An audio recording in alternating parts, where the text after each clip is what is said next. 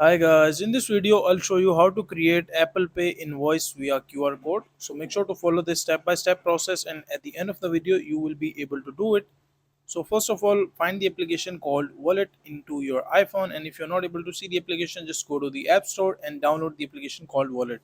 And once you open the application called Wallet, so you'll be seeing all of your cards that are being used, and if not, just click on the plus icon on the upper right corner, and once you click here it will take a few seconds to load. So wait for it until it loads, and you'll be seeing this kind of interface like previous cards, apply for Apple Card, add Apple account, debit or credit card, travel card, driving license or state ID.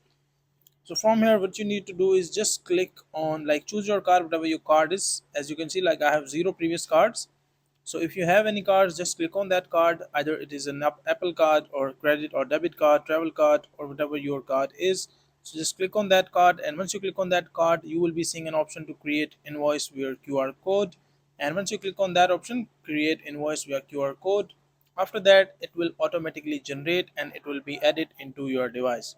So that is a simple and easy process of how you can create Apple Pay invoice via QR code without facing any issue or problem.